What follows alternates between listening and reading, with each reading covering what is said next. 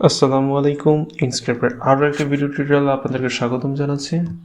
আমরা গত পর্বসমূহে আলোচনা করেছিলাম টেক্সট টুল এবং লেখালেখি করার বেশ কয়েকটা সমস্যা নিয়ে। তো আজকে আমরা আলোচনা করব হচ্ছে বুলিয়ান অপারেশন নিয়ে। তো বুলিয়ান অপারেশন কি বা এটা কিভাবে ব্যবহার করে সেটা হয়তো আমরা যখন প্রয়োগ করব তখন আরও বিস্তারিত বুঝতে পারবো। তো এটা প্রয়োগ ব্যাখ্যা করার জন্য সবচেয়ে সহজ উপায়টা হচ্ছে যে আমি একটি বৃত্ত অঙ্কন করি এবং একটি চতুর্ভুজ অঙ্কন করি। তো আমার বৃত্ত আর চতুর্ভুজ হয়ে গেল। তো আমি একটা কাজ করি, বৃত্তের অপাসিটি কিছুটা কমিয়ে দিই যাতে করে পিছনের ব্যাকগ্রাউন্ডে দেখা যায় কিছুটা। তো এর জন্য আমি যেই কাজটা করবো সেটা হচ্ছে যে আমি ফিল অ্যান্ড স্ট্রোক মেনুটা ব্যবহার করবো। তো এটা আমরা চাইলে অবজেক্ট ফিল অ্যান্ড স্ট্রোক থেকেও করতে পারি, অথবা নিচে ডান পাশে হয়তো আমাদের শর্টকাট আছে। তো এখান থেকে আমি কি করব, আমাদের বৃত্তের অপাসিটি কিছুটা কমিয়ে দেব। তারপর আমরা চতুর্ভুজে একটা ভিন্ন রং সিলেক্ট করব, সেটার অপাসিটিও কিছুটা কমিয়ে দেব। তারপর যে কাজটা করব সেটা হচ্ছে যে আমাদের যে চতুর্ভুজ সেটাকে আমরা বৃত্তের কাছাকাছি নিয়ে আসব। তো এই ক্ষেত্রে আমরা হয়তো একটা জিনিস খেয়াল করলে দেখতে পারবো যে আমাদের বৃত্তটা চতুর্ভুজের নিচে আছে। তো এই ব্যাপারটা আমরা হয়তো দেখলে খালি চোখে বুঝতে পারবো। তো একটা কাজ করি, আমরা এই দুইটা অবজেক্টকে ডুপ্লিকেট করে আরেকটা অনুলিপি তৈরি করি, সেক্ষেত্রে দুইটা একসাথে রাখবো না। তো আমাদের এতটুকু কাজ হয়ে গেল। তো আমরা যেই কাজটা করবো সেটা হচ্ছে বৃত্ত আর চতুর্ভুজ দুইটা একসাথে সিলেক্ট করব। তো এক্ষেত্রে চতুর্ভুজে সিলেক্টেড থাকা অবস্থায় যদি আমি নোট টুল ওপেন করি, অর্থাৎ কিবোর্ডের এন বাটন চাপ দিয়ে, তাহলে দেখবো যে চতুর্ভুজের একটা নোট টুল আছে, বৃত্তের একটা আলাদা নোট আছে, তারপর এরকম একটা প্রত্যেকটা আলাদা আলাদা। তো আমি যে কাজটা করবো সেটা হচ্ছে দুইটা একসাথে সিলেক্টেড থাকা অবস্থায় প্যাথ মেনু থেকে যদি ইউনিয়ন অথবা কিবোর্ড শর্টকাট হচ্ছে কন্ট্রোল প্লাস, তো এই যেই অপশনটা আছে সেটা সিলেক্ট করার পর তারপর যদি তাকাই তাহলে দেখতে পারবো যে আমাদের বৃত্ত আর চতুর্ভুজ দুইটা একসাথে কম্বাইন হয়ে গেছে। অর্থাৎ দুইটা আলাদা আলাদা অবজেক্ট ছিল অথবা প্যাড ছিল, দুইটা একসাথে একই রকম হয়ে গেছে। এখন বর্তমানে যদি আমি নোট টুল সিলেক্ট করি অথবা কিবোর্ড শর্টকাট হচ্ছে এন চাপ দিই, তাহলে দেখতে পারবেন যে দুটার নোট একই সাথে। তো আমি চাইলে যদি কোনো একটা নোট টুল নিয়ে কাজ করি তাহলে আমাদের দুইটা একসাথে কনভার্ট হবে। তো এটা হচ্ছে ব্যাপারটা। তো এই ক্ষেত্রে মজার ব্যাপারটা হচ্ছে যে যেহেতু বৃত্ত নিচে ছিল, তো এই কারণে আমাদের পরবর্তীতে যে রেজাল্ট, সেই রেজাল্টের ফিল অ্যান্ড স্ট্রোকের যেই প্রপার্টিসগুলো আছে এগুলো হচ্ছে আমাদের নিচে স্ট্যাকের নিচে যেই অবজেক্টটা আসে সেটা। এটাকে আমরা এভাবে চিন্তা করতে পারি যে ডাটা স্ট্রাকচারে যে স্ট্যাক আছে সেই স্ট্যাক অ্যালগরিদমের মতো সবার নিচে যেটা থাকবে সেটার যে স্ট্যাক এটা উপরে অ্যাপ্লাই হবে। তো অনুরূপভাবে আমাদের ডান পাশের বৃত্ত আর চতুর্ভুজ এই দুইটা একসাথে কানেক্টেড নাই। তো কী হবে যদি আমি এই দুইটার উপর ইউনিয়ন অ্যাপ্লাই করি?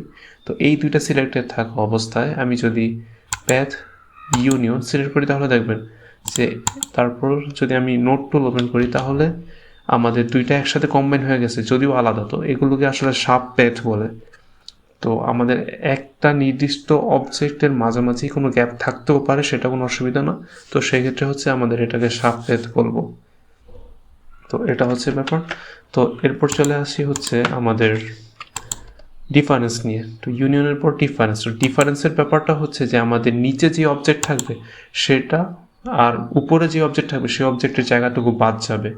অর্থাৎ এটা হচ্ছে আমরা ভেন ডায়াগ্রাম বা গণিতে আমরা যে ভেন ডায়াগ্রাম করি সেক্ষেত্রে একটা সেট আছে ডিভাইড নামে খুব সম্ভবত। তো সেক্ষেত্রে যেই কাজটা হয় সেটা হচ্ছে যে আমাদের যেই সেটটা বাদ যাবে সেই সেটের সবগুলো অংশ বাদ যায়।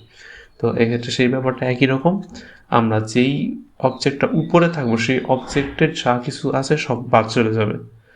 তো আর যদি এমন হয় যে দুইটি অবজেক্ট আলাদা আলাদা, তার ফলে আমরা যদি ডিফারেন্সটা অ্যাপ্লাই করি তাহলে সবার উপরে যে অবজেক্টটা আসে সেটা বাদ চলে যাবে একই রকমভাবে। তারপর যেটা আমরা দেখবো সেটা হচ্ছে আমাদের ইন্টারসেকশন। তো ইন্টারসেকশনের ব্যাপারটা হচ্ছে যে আমাদের দুইটা অবজেক্টের মধ্যবর্তী কমন যেই বিন্দুটা আছে, অর্থাৎ কমন যেই বৈশিষ্ট্যগুলো আছে, কমন যেই এরিয়াটা আছে সেটা থাকবে আর বাকি সব কিছু বাদ চলে যাবে। আর যদি এমন হয় যে দুইটা অবজেক্ট একটা আরেকটাকে স্পর্শ করছে না, তো তার উপর যদি আমি ইন্টারসেকশন অ্যাপ্লাই করি তাহলে আমাদের দুইটাই বাদ চলে যাবে। তার কারণটা হচ্ছে যে এক্ষেত্রে তাদের মধ্যবর্তী কোনো একই ক্ষেত্র বা একই কোনো কমন স্পেস নেই। তো এটা হচ্ছে ইন্টারসেকশন। তারপর ব্যাপারটা হচ্ছে যে আমরা যদি এক্সক্লুশন সিলেক্ট করি, তো এক্সক্লুশনের ব্যাপারটা হচ্ছে যে আমাদের দুইটা অবজেক্টের মধ্যবর্তী যে ইন্টারসেকশন আসে, অর্থাৎ মিলের যেই জায়গাটুকু আছে সেই জায়গাটুকু বাদ চলে যাবে। এটা হচ্ছে মানে এক্সক্লুশনের ক্ষেত্রে। তো এটা হচ্ছে ইন্টারসেকশনের পুরোপুরি উল্টো, অর্থাৎ আমাদের যতটুকু মিল থাকবে অতটুকু বাদ যাবে। আর যদি যদি কোনো কিছুই মিল না থাকে, তাহলে যদি আমরা এক্সক্লুশন ব্যবহার করি তাহলে দুটোটাই থেকে যাবে, অর্থাৎ এটা অনেকটা ইউনিয়নের মতো তখন কাজ করবে। তো এটা হচ্ছে এক্সক্লুশন।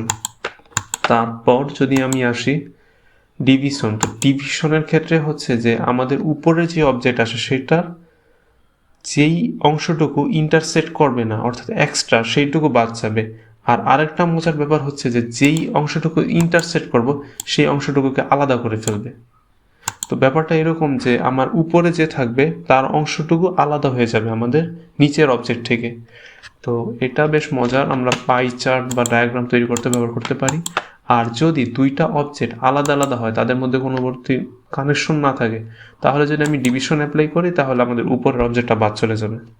তো এতটুকু হচ্ছে ব্যাপার। তারপর আরেকটা ইফেক্ট আসে, সেটা হচ্ছে কাট প্যাড। তো এইটা ব্যাখ্যা করার জন্য আমি একটা কাজ করি, দুইটা অবজেক্টে কিছুটা স্ট্রোক অথবা বর্ডার অ্যাপ্লাই করি, তাহলে দেখতে হয়তো একটু বুঝতে সহজ হবে। যদি বর্ডার অ্যাপ্লাই না করি তাহলে কী হবে সেটাও কিছুক্ষণ পরে ব্যাখ্যা করছি। তো এক্ষেত্রে দুইটা অবজেক্ট আমি সিলেক্টেড থাকা অবস্থায় যদি আমি কাট প্যাড সিলেক্ট করি তাহলে দেখবেন যে আমাদের সব ফিল বাদ হয়ে গেছে। তো মনে হচ্ছে যে আমাদের নিচের স্ট্রোকটা কেবলমাত্র আছে। তো এক্ষেত্রে যদি আমি নিচের ডান পাশের অংশটুকু সিলেক্ট করি তাহলে দেখবেন যে এতটুকু আলাদা হয়ে গেছে। তো এটা হচ্ছে যে কাট প্যাডের ব্যাপারটা, এটা হচ্ছে স্ট্রোকটাকে আলাদা করে ফেলতেছে। তো অনুরূপভাবে যদি দুইটা অবজেক্টের মধ্যবর্তী কোনো মিল বা কোনো কানেকশন না থাকে, তারপর যদি আমরা কাট প্যাড ইউজ করি তাহলে জাস্ট নিচের অবজেক্টটা থাকবে।